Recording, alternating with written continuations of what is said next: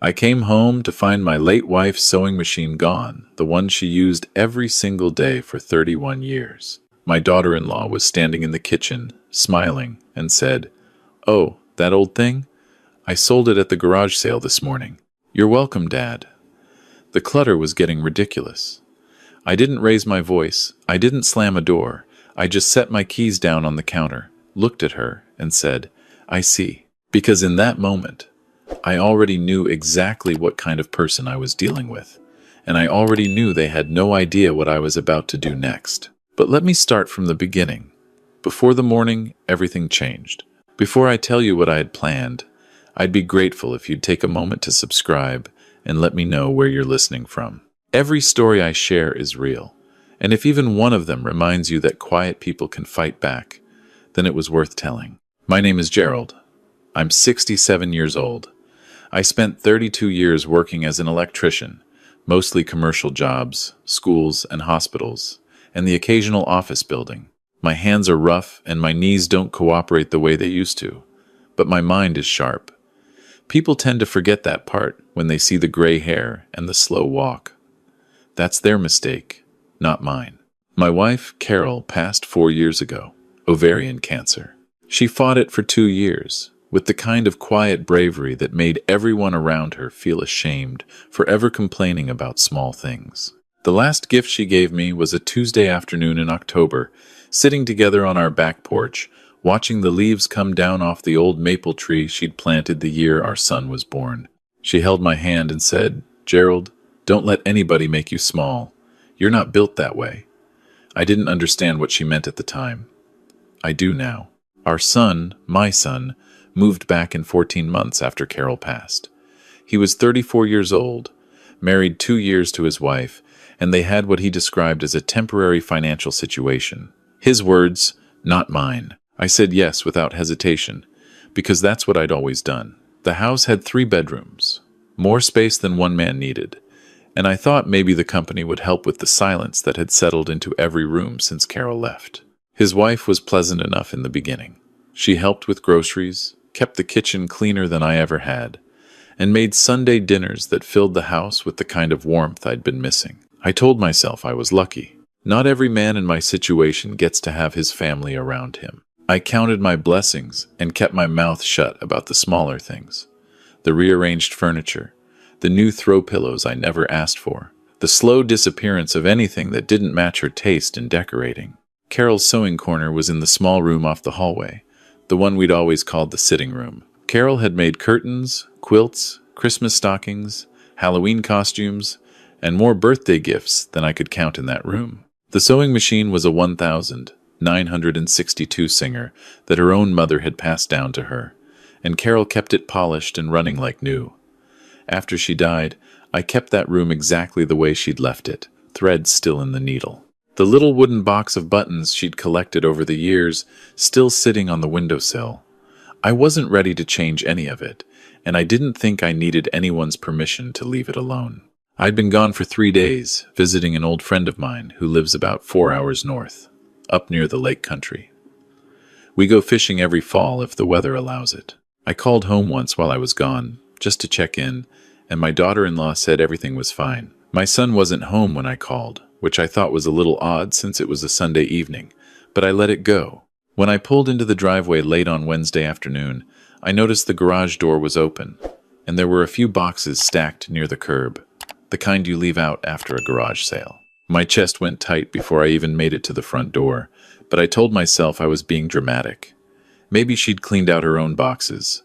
Maybe it had nothing to do with me. It had everything to do with me. The sewing machine was gone.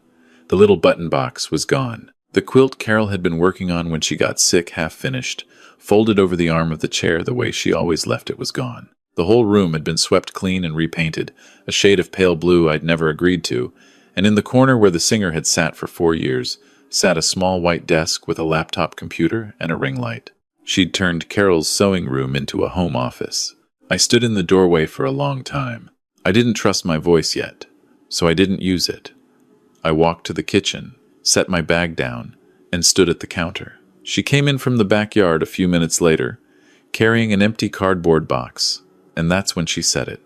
"That old thing. The clutter was getting ridiculous. "You're welcome, Dad." I looked at her. I said, "I see." And then I asked where my son was. "He was at the gym," she said. "He'd be home by 6. I nodded and went to my room and sat on the edge of my bed. My hands were trembling. Not from anger, not yet, but from something older and harder to name. Grief has a way of living quietly inside you for years, and then something small, or something that looks small to everyone else, rips it back open. I sat there in the late afternoon light and thought about Carol at that machine. The sound of it running, that steady mechanical hum, had been one of the most constant sounds of our life together for over 3 decades. I'd heard it so many times I'd stopped noticing it, and now it was gone to some stranger at a sidewalk sale for probably $15, and nobody had asked me a single thing about it. When my son came home, I was sitting in the living room. He saw my face, and I watched his smile fade before he'd even taken his shoes off. "Hey, Dad, when did you get back?" "A few hours ago," I said. He glanced toward the kitchen. "Did she tell you about the room?" "We thought it would be a good use of the space. She's been working from home more, and she sold your mother's sewing machine," I said. The room went quiet. "It wasn't something we were using," he said carefully. "And the room, it wasn't something you were using," I said. "It belonged to me. The machine, the quilts, the buttons, all of it. None of that was yours to sell or give away or throw in the trash." He sat down across from me, running a hand through his hair the way he always did when he was uncomfortable. "Dad, it's just stuff. Mom's been gone 4 years. You can't keep a shrine forever." That word landed like a stone. Shrine. "Your mother worked at that machine 2 weeks before she went into hospice," I said. "She was making a quilt for your birthday. I don't know if you knew that." He didn't say anything. "She never finished it," I said. "I kept it exactly the way she left it because I wasn't ready to let go. That was my right. In my house." My daughter-in-law appeared in the doorway. She had that carefully neutral expression that people wear when they're trying to seem reasonable while knowing they've done something wrong. "Gerald," she said, "I genuinely thought you'd appreciate having the space cleared. I should have asked. I realize that." She said it the way you'd apologize for forgetting to replace the paper towels. "Where is it?" I asked. "I sold it this morning. A woman gave me $40 for it." I thought, $40. It was old. It wasn't worth anything at the... "Get out of my house," I said. The room went still as a photograph. My son stood up. "Dad, not tonight," I said. "I'm not throwing anyone out tonight. But this conversation isn't over, and before it is, you are both going to understand something very clearly. This is my house. My name is on the deed. My hands built the back deck. My money replaced the roof twice. And no one in this house sells, moves, or throws away a single thing that belonged to me or my wife without asking me first. That is not a request." I stood up, went to my room, and closed the door. That night, I didn't sleep. I lay in the dark, and I thought about what Carol had said on the porch. "Don't let anybody make you small." I thought about the 47 months since she'd been gone, and all the small things I'd let slide. The furniture moved without asking. The photographs taken down because they didn't match the new decor. The slow, patient transformation of my home into something I no longer recognized. I'd told myself it was compromise. I'd told myself it was generosity. But lying there in the dark, I started to wonder if it had been something else entirely. The next morning, I drove over to see my neighbor, an older man named Clifton, who'd been a real estate attorney for 35 years before he retired. He was 81, slow on his feet, fast in his head, and he had a habit of listening without interrupting that I'd always appreciated. I told him everything over coffee at his kitchen table. He listened. He asked 3 or 4 questions. Then he looked at me and said, "Gerald, do you know what's actually in your house right now? I mean financially. Have you looked at your own accounts lately?" I hadn't. "Not in a few months." "Go home," he said, "and look at everything. Your bank statements, your insurance, anything that's been moved or changed in the last year. Then come back and tell me what you find." I drove home and started looking. What I found took me the better part of 2 days to fully understand. 3 of Carol's jewelry pieces were missing from the box in my closet. Not all of them, just the ones with obvious value. A pearl necklace, a gold bracelet, and the small diamond earrings I'd given her on our 25th anniversary. I'd assumed they were still there. I hadn't checked in months.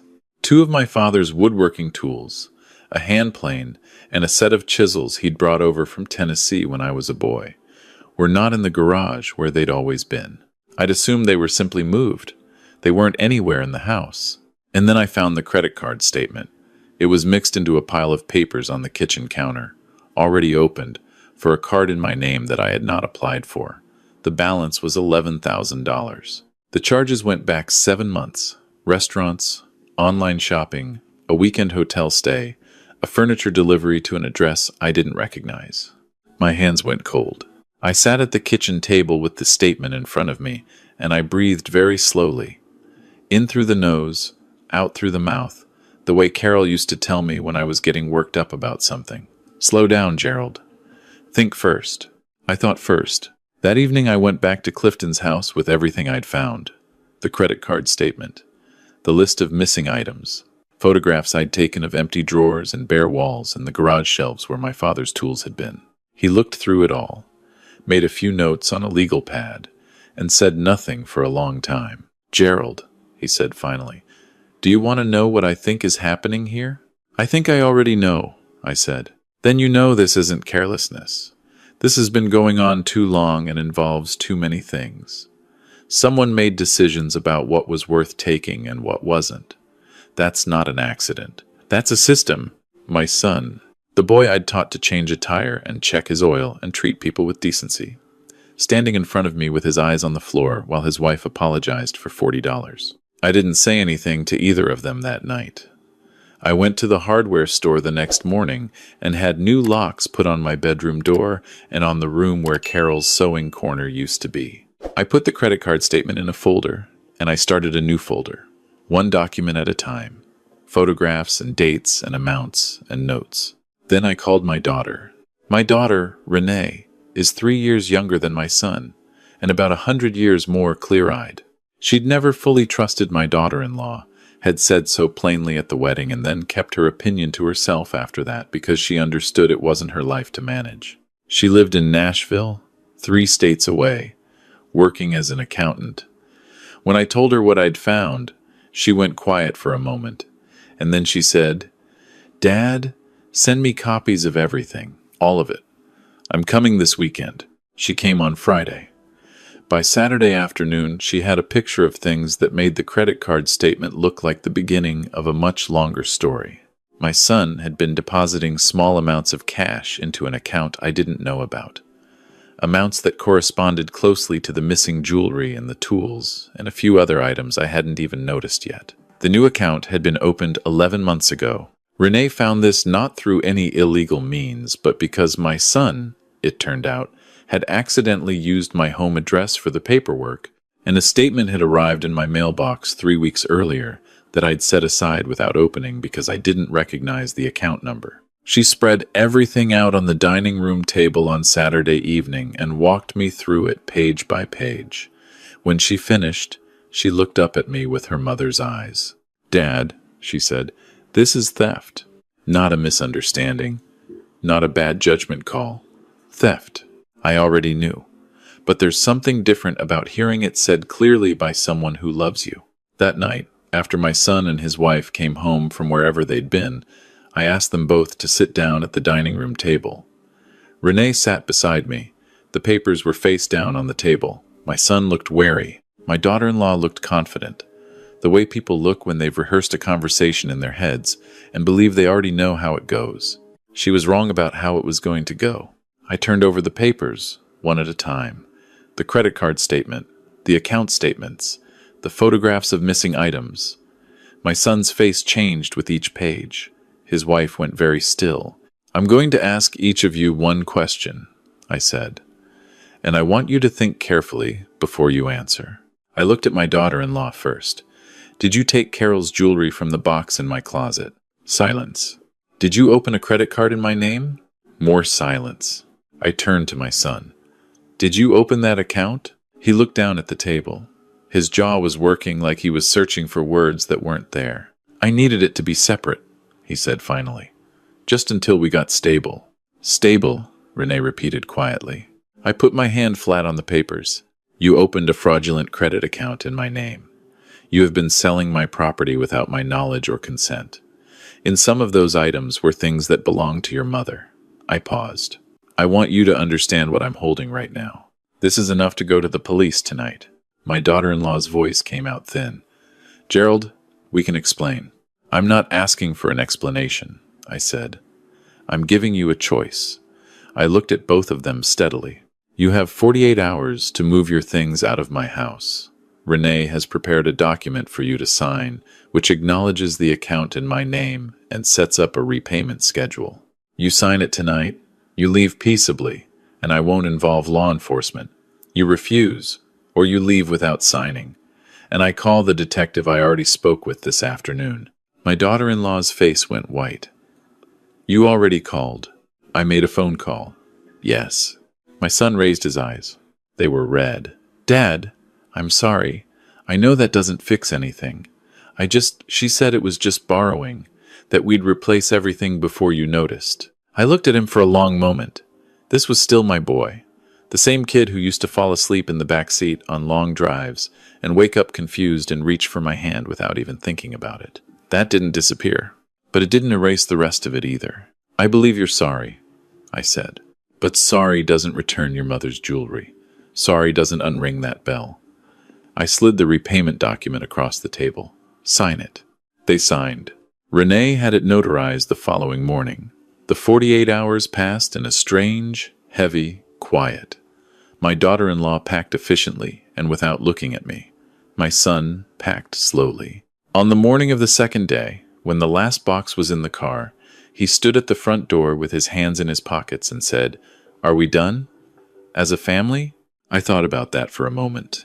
"You're my son," I said. "That doesn't stop.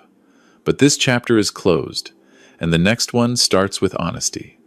Every part of it." I stepped forward and put my hand briefly on his shoulder. "You want to rebuild that? You know where I am." He nodded. He didn't look back at the house when he walked to the car. I watched them drive away from the front porch, the same porch where Carol had sat with me on that October afternoon 4 years ago, and when the sound of the engine faded, the quiet that came back wasn't empty anymore. It was clean. Before I go any further, I want to thank you for being here and for listening. If this story has touched something in you, I'd ask you to subscribe and share it with someone who might need to hear it. Because the next story I'm about to tell you goes even deeper. A story about a woman who disappeared from my life for 9 years, then came back the moment she heard a number with several zeros in it. A woman who thought I was too old, too soft, and too alone to see through the performance she put on at my front door. She had no idea what I had waiting for her. Before I tell you about her, I should tell you who I became in the years between those two stories. After my son left, I spent about 3 months simply getting reacquainted with my own house. I rehung every photograph. I replaced the lock on the small room off the hallway. I couldn't get Carol's sewing machine back, but I found the same model, a 1964 Singer, in nearly identical condition, at an estate sale about 40 miles away. It took me an entire afternoon to clean and oil it. When it ran for the first time on my workbench, making that low, steady mechanical hum, I sat down on a stool and cried for about 10 minutes. Then I wiped my face, carried it to the sitting room, and set it in the corner where it belonged. I am 67 years old. I live alone. My knees hurt and I don't always sleep well, and I still set 2 coffee cups out in the morning sometimes before I catch myself. But I am not lost. I am not confused. I am not an easy mark for anyone who assumes that grief makes a man weak. My younger sister passed the winter before all of this happened, and in her will she left me a piece of land outside of Asheville that had been in our family since our grandfather's time. I had no intention of selling it, but I hired a surveyor and an appraiser just to understand what I had. The appraiser's number was higher than I expected, considerably higher. I didn't tell anyone, or so I thought. My daughter, Renee, was the only person I'd mentioned it to in passing, and she kept that information the same way she keeps everything close and quiet. But somehow, within 3 months of the estate being settled, my other daughter knew. Let me explain. I have 2 daughters, Renee, who I've already told you about, and a younger one, Diane, who is 41 years old and has been, for the better part of 9 years, a stranger to me. Not by my choosing. After Carol's diagnosis, Diane became distant in a way that was hard to explain at the time and clearer in hindsight. She and her husband had their own lives, their own pressures, and somewhere in the middle of her mother's illness and the years that followed, the calls got shorter and the visits stopped entirely. I tried. I tried longer than most fathers would have. I sent cards. I left messages. On her birthday, 2 years running, I drove 2 hours to her neighborhood, only to find she wasn't home. And not by accident. After a while, I stopped trying. Not because I stopped loving her, because love requires some kind of door to knock on, and hers had been shut for years. 9 years is a long time. You change in 9 years. Your face changes. Your posture changes. The way you hold yourself in a room changes. I had changed. I wasn't the same man who'd left apologetic voicemails and driven 4 hours round trip to leave a birthday card in a mailbox. I was the man who had locked my bedroom door against my own son, who had built a legal case on my kitchen table, who had looked at 2 people I trusted and said, "This ends tonight." So when the black sedan pulled into my driveway on a Tuesday morning in March, and I watched Diane and her husband step out with the careful, practiced casualness of people who have rehearsed their entrance, I was not the father she remembered. I just looked like him. She wore a coat I didn't recognize and an expression I did, that particular mix of warmth and strategy that I'd seen on her face at the age of 12 when she wanted something she thought I might say no to. Her husband walked a half step behind her, hands in his pockets, looking around my property with the quiet attentiveness of a man doing arithmetic in his head. "Dad," she said when I opened the door, and the word came out soft and a little breathless, like she was surprised by how it felt to say it. "You look great." "Diane," I said. "It's been too long," she said. "It has," I agreed. Her husband reached out his hand. I shook it. He had a good handshake, firm and rehearsed, the kind of handshake a man practices. "We were in the area," Diane said, and I thought, I don't know. I just thought it was time. "Don't you think it's time?" I stepped back from the door. "Come in." I made coffee. They sat at my kitchen table and looked around with a certain kind of assessment that they were doing their best to hide and not quite managing. Diane's eyes moved to the photographs on the wall, to the framed insurance papers above my desk that she probably mistook for something else, to the property survey map I'd left partially visible on the counter. "This is a beautiful home," her husband said. "It is," I said. "Renee mentioned you've been here alone since all of it," Diane said carefully. Since before Mom, I said. "But yes, that's a lot of house for one person," she smiled. It was warm, and I recognized it was real. That was the complicated part. Some of what she was doing was genuine. Some of it was theater. The hard thing about people who use you is that the love and the using often live in the same space, and you can't always separate them cleanly. "It suits me," I said. Her husband leaned forward slightly, resting his forearms on the table. "We heard something happened with your son. I'm sorry about that. That must have been rough." I looked at him. "Who told you that?" He glanced at Diane. She looked at her coffee. "It just got back to us," she said. "Small family. Word travels." "It does," I said. "We wanted to make sure you were okay," she said. "That you had people around you. You know how I feel about you being isolated, Dad. It's not healthy. Especially at your—" She stopped. "My age?" I asked pleasantly. She smiled, caught.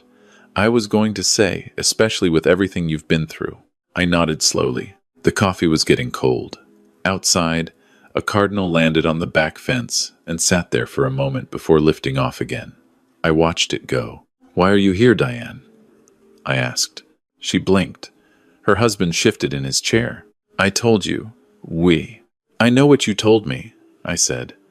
"I'm asking what I didn't tell you, because I've been in this house for 9 years without a visit, not one, And now you're here on a Tuesday morning in March. So I'll ask you again, directly, because we're past the age of dancing around things. Why are you here? The silence lasted several seconds. Her husband cleared his throat. We've been going through a difficult stretch financially. The housing market hit us harder than we expected.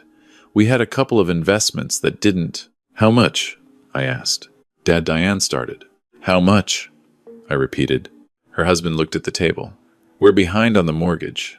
About 4 months. And there's some other debt. We thought we heard about the Asheville property, and we just thought maybe. Who told you about that property? Another glance between them. Dad, that doesn't really. It does, I said. Diane's voice went small. I heard it from a cousin at the family reunion last summer. I hadn't been to the reunion last summer because no one had told me it was happening. I didn't say that. I stored it the way I'd learned to store things, quietly, for later. So you heard I had something of value, I said, and you decided this was the moment to reconnect. Diane's eyes filled. And here's the thing about tears, they can be genuine and still be deployed strategically. I don't know if she made the choice consciously, but I know the timing. I know how this looks, she said. I think you do, I said. But, Dad, I have missed you. That's real.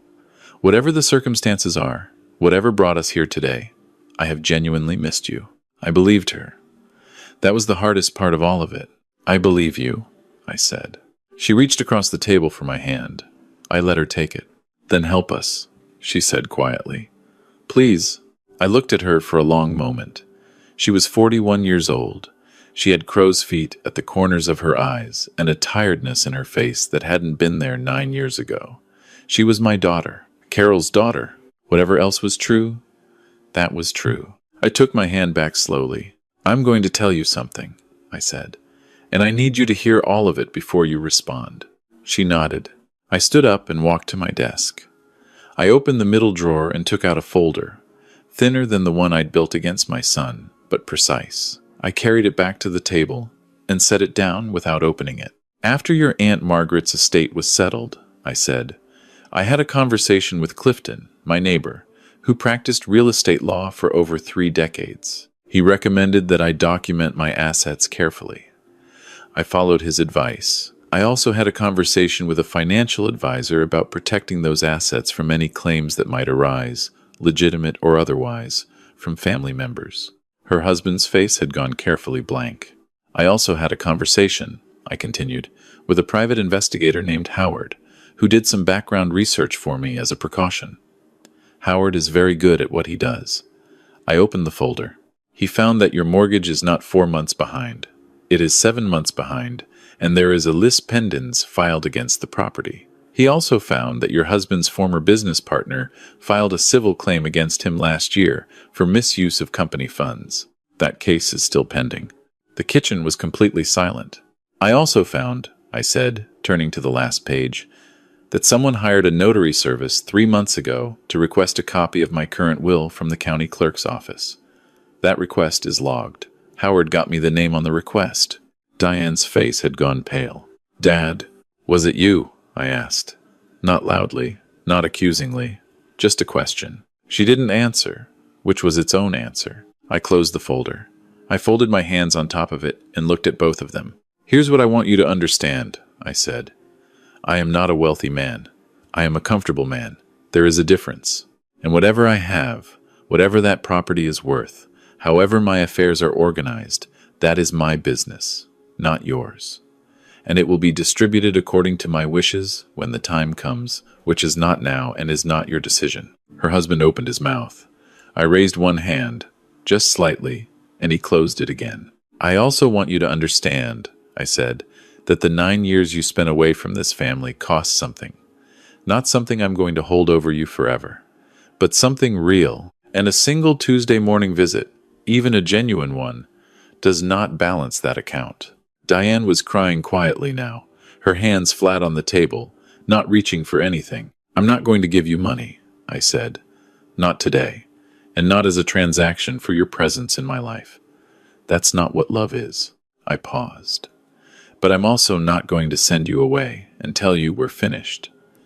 Because you're my daughter, and because your mother, if she were sitting at this table right now, would tell me not to be a hard man when I don't have to be.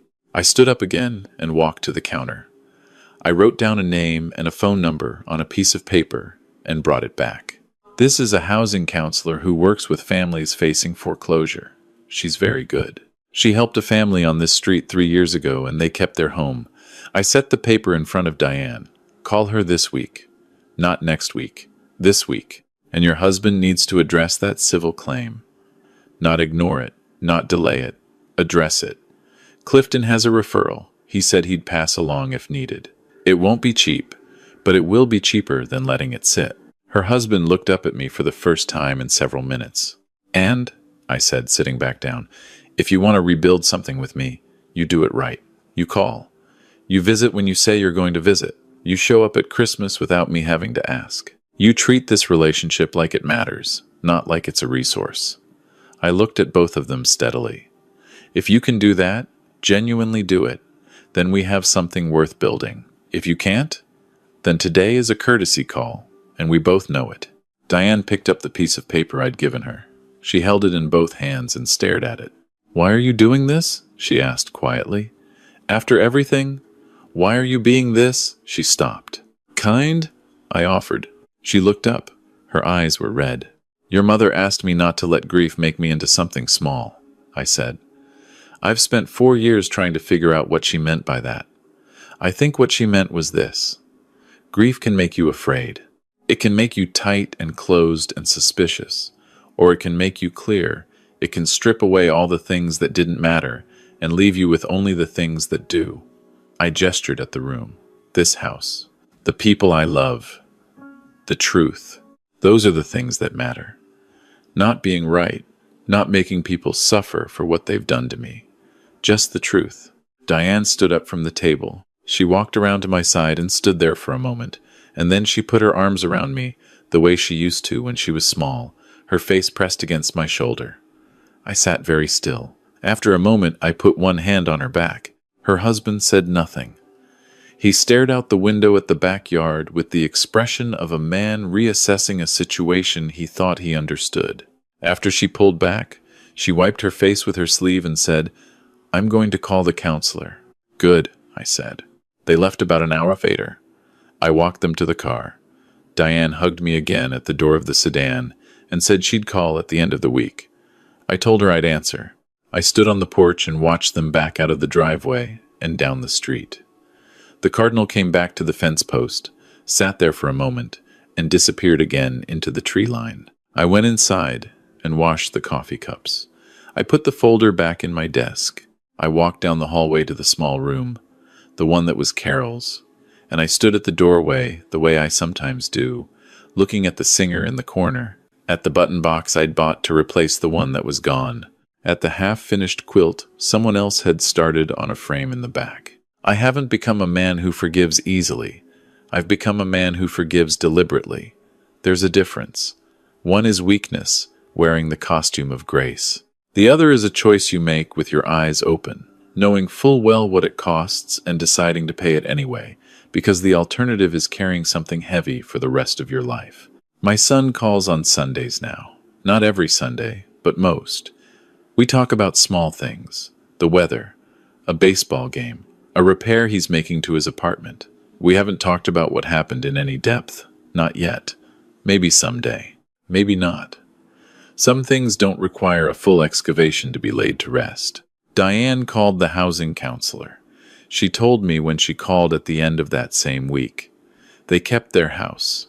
Her husband settled the civil claim. It took almost a year and cost them considerably, but it's done. She visited in the fall, without her husband, just for a weekend. We sat on the back porch with 2 cups of coffee and watched the light change over the yard.